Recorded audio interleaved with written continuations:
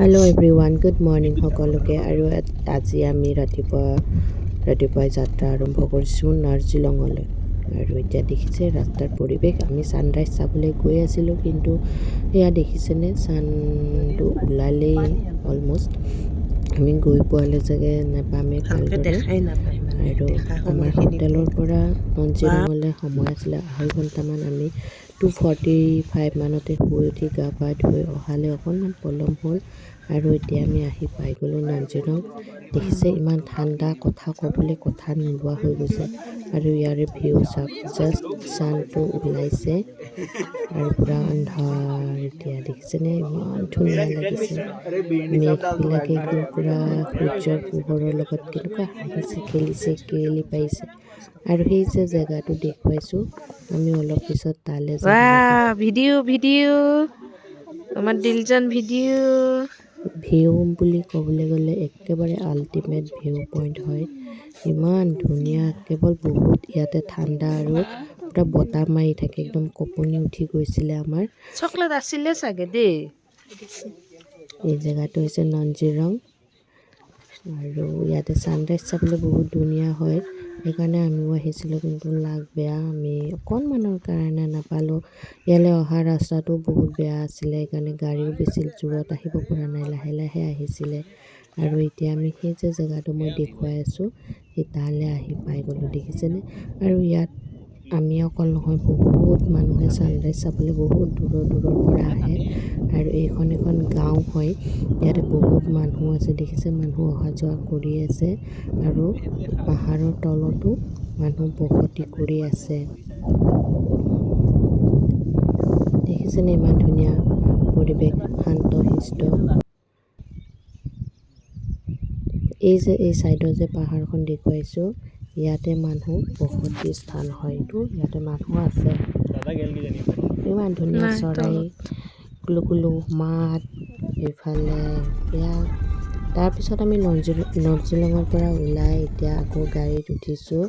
এতিয়া মাকৈ খাই আমি আহিছোঁ লাইটলুমলৈ। তাতো ভিউ খুব ধুনীয়া হয়।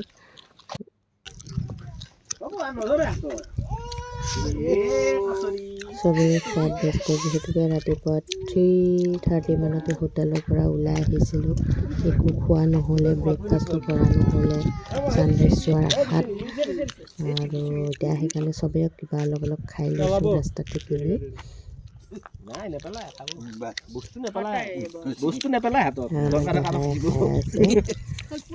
ষ্ট্ৰবেৰী দেখিছে, লাইটলুমৰো পৰিৱেশ কি সুন্দৰ।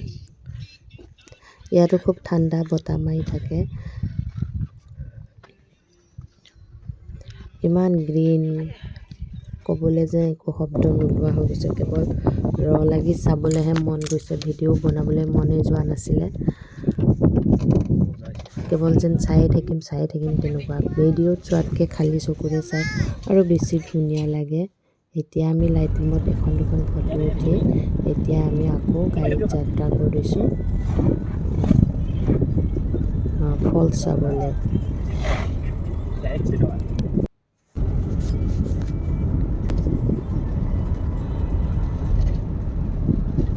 আৰু এতিয়া আমি পাই গ'লোঁ আমি চাবলৈ অহা কেভছটো।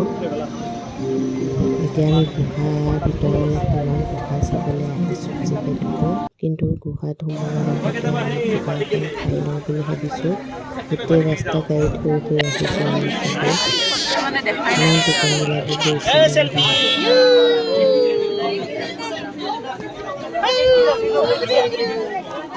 আৰু ইয়াতে কিবা এটা খাই লওঁ। খাই থকা বেছি ভিডিঅ'ত ফটো দিয়া নাই, খোৱা খাম বুলিতো আপোনালোকে সকলোৱে জানেই। ভাতে খাইছোঁ, আমি দুসাঁজটো ভাত খাইছোঁ। দুপৰীয়া ৰাতি ভাত খাই যাওঁ আমি চিকেন মাংস লৈ। দিনত চিকেন নাখাওঁ, নিৰামিষ খাওঁ, যিহেতুকে কষ্ট কৰি থকা হয়। আৰু এতিয়া টিয়হ খাই মেলি আমি অকণমান গাত শক্তিও গোটাই লৈছোঁ। লৈ এতিয়া আমি কেভত সোমামগৈ।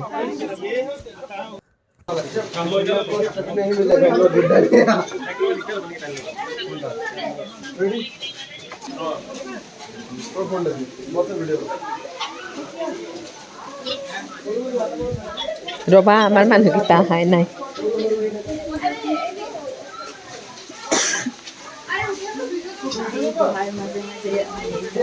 যাত্ৰা আমাৰ গুহাৰ মাজে মাজে আজি গুহাত কি দেখোঁ ঠিক নাই ব'লক আপোনালোককো দেখুৱাম গুহাৰ ভিতৰত আমি কি কি দেখা পালোঁ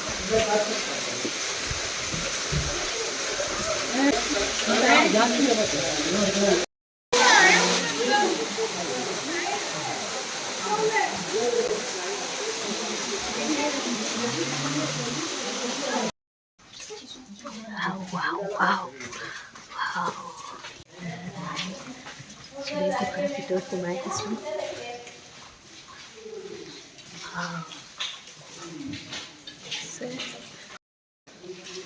গোটেই সুৰংগ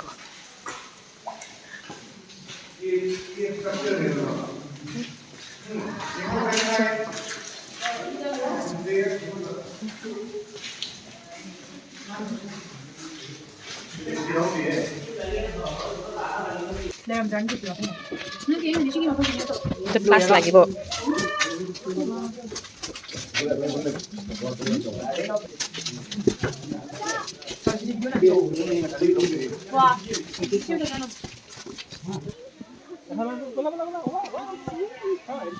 আৰু এতিয়া আমি গুহাৰ ভিতৰৰ পৰা ওলাই আহিলোঁ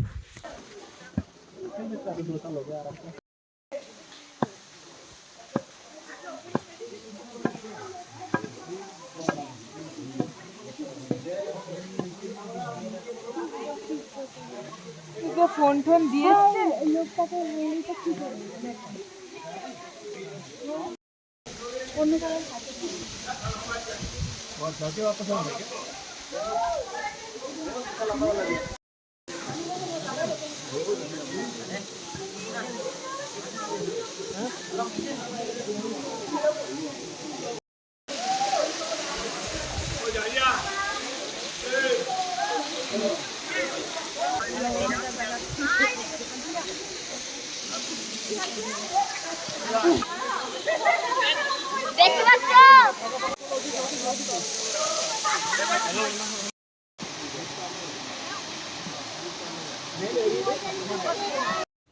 এই ফলছটোৰ নাম কি আছিলে মই পাহৰি থাকিলোঁ মনত পৰিলে বাৰু লিখি দিম কিন্তু এই ফলছটো চবতছে বেছি টান আছিলে উঠা নমা কৰা ইমান পইচা লোৱা হিচাপে উঠা নমাখিনি একদম সুবিধা নাছিলে ইয়াতে উঠিবলৈ নামিবলৈ ইমান বেছি অসুবিধাদায়ক আছিলে বুকু বিষাই গৈছিলে একদম কিন্তু ফলছটো তলত বহুত ধুনীয়া আছিলে মোৰ আৰু বেছি তললৈ নামি যাব সাহসে নহ'লে কিয়নো অলৰেডি ভৰি হাতৰ বিষ বুকু ধপধপনি চব আৰম্ভ হৈ গৈছিলে মই তললৈ নগ'লোঁ ওপৰৰ পৰাই ভিউ পইণ্টৰ পৰাই এই ভিউটো কেপচাৰ কৰিছোঁ আৰু মই যাব যে নোৱাৰিছিলোঁ ফলছটো তললৈ এইটোৱে আছিলে ফলছটো দেখিছে ইমান ধুনীয়া দাদাহঁতে ভিডিঅ'খন কৰি আনিছিলে আৰু মই ইয়াত লগাই দিছোঁ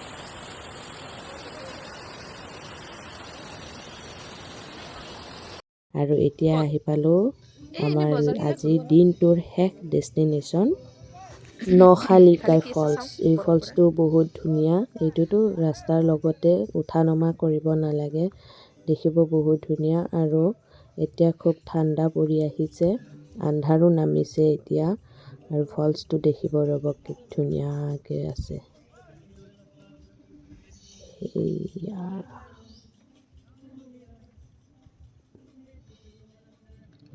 দেখিছেনে এখন যেন চাদৰ ওপৰৰ পৰা তললৈ এনেকৈ পেলাই দিয়া হৈছে দীঘলে দীঘলে তেনেকুৱা যেন লাগিছে এই ফলছটোৰ ওচৰলৈ যাব দিয়ে নে নিদিয়ে নাজানো আমি নগ'লোঁ যিহেতুকে আন্ধাৰ হৈ গৈছে ইয়াতে অলপ বজাৰ চজাৰ কৰি এতিয়া আমি যাম হোটেললৈ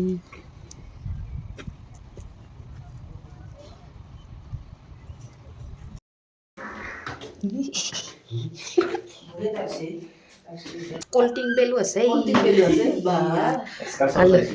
আলহী আহি গৈছোঁ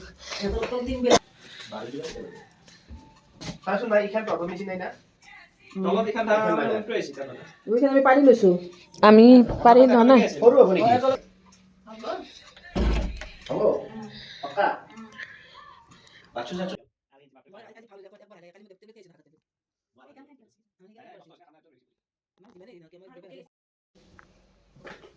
বাহিৰত যাওঁ একবাৰ।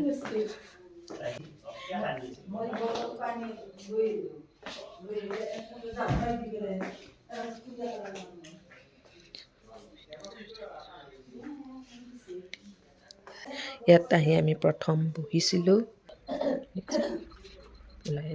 ছেকেণ্ড ডে হোটেলৰ টুৰ দি দিলোঁ। আজিৰ হোটেলখন বহুত ধুনীয়া আছিলে আৰু বহুত স্পেচ আছিলে। দেখিছে ইভিনিং ৱাক মৰ্ণিং ৱাক কৰিবলৈ চব সুবিধা আছিলে, পাৰ্কৰ সুবিধা আছিলে আৰু ৰুমবিলাক এনেদৰে ধুনীয়াকৈ দূৰে দূৰে এনেকৈ বনাই থৈ দিছে আৰু আমাৰ এইটো আছিলে ৰুম।